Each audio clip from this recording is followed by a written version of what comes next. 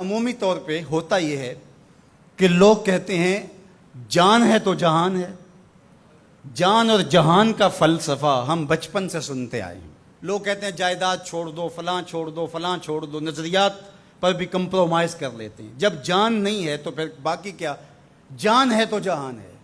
اس فلسفے کو حسین ابن علی نے بدل کے رکھ دیا کہ جان ہے تو جہان ہے. حسین نے بتایا جان نہیں ہے پھر بھی پوری کائنات تیری ہے. لوگ یہ کہتے ہیں کہ اگر لٹ گئے تو پھر سب کچھ برباد ہوگا. حسین نے یہ فلسفہ دیا لٹ کے ہی تو آباد ہوا جاتا ہے. یزید سب کچھ بچا کے بھی نہ بچ سکا، حسین سب کچھ کٹا کے بھی زندہ و جاوید رہا. یہ فلسفہ دیا سب کچھ کٹ جائے، سر نیزے کی نوک پہ بھی چڑھ جائے، خاندان کی لاشیں بکھری پڑی ہوں اور گھوڑوں کی ٹاپوں تلے روندی جائیں، کفن بھی کھینچ لیے جائیں، خیموں کو بھی آگ لگا دی جائے، لیکن سر شہیداں پھر بھی نیزوں پہ بلند ہی رہے گا، اونچا ہی رہے گا. یہ فلسفہ حسین ابن علی نے دیا. یہ سر جھکنے کے لیے نہیں ہے، یہ سر اوپر بلند ہونے کے لیے. اور میں ایک بات کہا کرتا ہوں، لوگ سر بچانے کے لیے ہاتھ دے دیتے ہیں، ظالم کے ہاتھوں میں ہاتھ دے دیتے ہیں کہ سر بچ جائے. حسین نے ہاتھ بچانے کے لیے سر دے دیا. ہم نے بچپن سے لے کر کے لڑکپن تک اور لڑکپن سے لے کر آج تک حضرت نبی رحمت صلی اللہ علیہ وآلہ وسلم کا یہ فرمان سنا ہے، من رآ منکم منکرا فلیغیرہ بیدہ فإن لم یستطع فبلسانہ فإن لم یستطع فبقلبہ وذلک اضعف الایمان او کما قال النبی صلی اللہ علیہ وسلم. تم میں سے اگر کوئی برائی کو دیکھے تو وہ ہاتھ سے روکے، ہاتھ سے نہیں روک سکتا تو زبان سے روکے، اور زبان سے بھی نہیں روک سکتا تو کم از کم دل سے برا جانے. اور یہ سب سے کمزور ترین ایمان کا مرتبہ تھا. جو لوگ کہتے ہیں امام حسین کربلا میں کیوں گئے، میں انہیں کہتا ہوں امام حسین حضور کی گود کے پالے ہوئے تھے، کمزور ایمان والے نہیں تھے کہ دل میں ہی کڑتے رہتے اور ظلم کو اور جبر کو اور زیادتی کو اور ناانصافی کو ہاتھ اور زبان سے نہ روکتے. حضرت امام حسین کے خطبے دیکھ لیجئے، قدم قدم پہ خطبے دیے. محمد بن حنفیہ کے نام جو آپ نے وصیت نامہ لکھا تھا، آپ نے فرمایا انی لم اخرج عاشرا ولا بطرا ولا مفسدا ولا ظالما. میں سیر سپاٹے کے لیے نہیں جا رہا اور نہ ہی میں اپنی کسی خواہش کی تکمیل کے لیے جا رہا ہوں. میرے اہداف میں، میری خواہشات کے کسی گوشے میں یہ موجود نہیں ہے کہ میں تخت و تاج حاصل کر لوں گا. انما خرجت لطلب الاصلاح فی امت جدی. میں اپنے دادا کی امت کی اصلاح کے لیے جا رہا ہوں. اريد ان آمر بالمعروف وانہی عن المنکر. میں امر بالمعروف اور نہی عن المنکر کے جذبوں سے مالا مال ہو کے میں اس سفر کو اختیار کر رہا ہوں.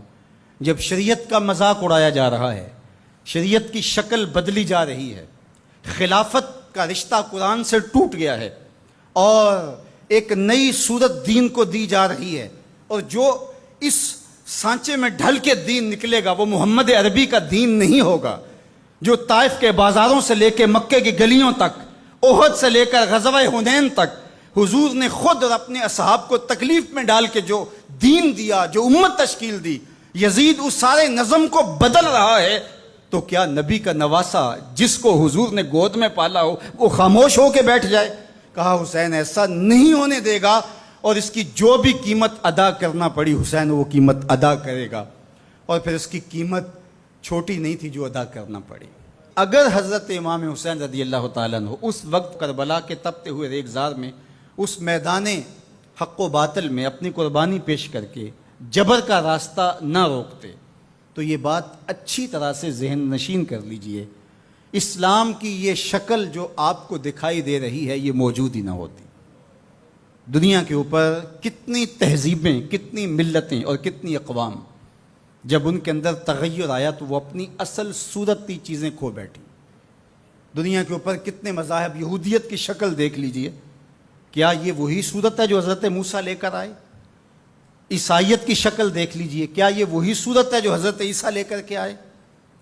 ابھی کچھ دن ہی نہیں گزرے تھے تو حواریوں کے بعد جو ہوا اور جس طرح سے دین عیسیٰ کا حلیہ بگاڑ کے رکھ دیا گیا، جس طرح موسوی دین کی شکل تبدیل کر کے رکھ دی گئی، تو کیا دین محمدی کی شکل باقی رہ جاتی؟ جب یوں دین کی صورت اور شکل کو بدلنے والے میدان میں آپ موجود ہوئے تھے، لیکن باقی ادیان، باقی تہذیبیں، باقی ملل، باقی قومیں، ان کی شکل اس لیے تبدیل ہو گئی کہ اس شکل کو بچانے والا کوئی حسین وہاں نہیں تھا، اور یہاں اس دین کی اصل صورت اور شکل اس لیے موجود رہی کہ اس دین کو بچانے والا حسین ابن علی موجود تھا۔ مسٹر گوکھلے نے کہا تھا کہ اگر حسین ابن علی رضی اللہ تعالی عنہ نہ کھڑے ہوتے تو اسلام یا تو مٹ ہی جاتا، اور اگر موجود رہتا تو اس کی وہ شکل نہ ہوتی جو محمد بن عبداللہ لے کر آئے تھے،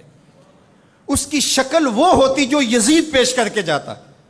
لیکن حسین ابن علی کی قربانی، ان کی نہضت کی وجہ سے، ان کے قیام کی وجہ سے، ان کے کھڑا ہو جانے کی وجہ سے 14 صدیاں گزرنے کے بعد آج بھی وہی اسلام ہے جو آمنہ کا لال دے کے گیا تھا۔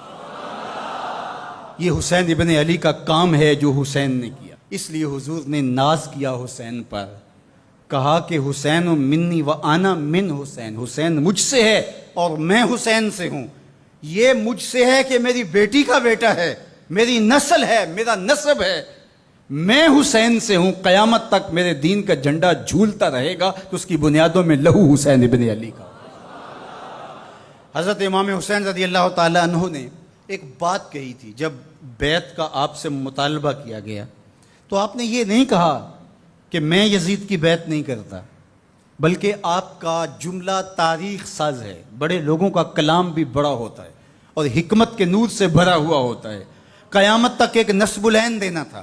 یہ نہیں کہا کہ حسین ابن علی یزید کی بیعت نہیں کرے گا، بلکہ کہا مثلی لا یبایع مثلہ، میرے جیسا اس جیسے کی بیعت کیسے کر سکتا ہے؟ تو یہ قیامت تک کے لیے لاہ عمل دے دیا کہ جو حسین کے نقشے قدم چلنے والا ہوگا وہ وقت کے یزید کے ہاتھ میں ہاتھ نہیں دے سکتا۔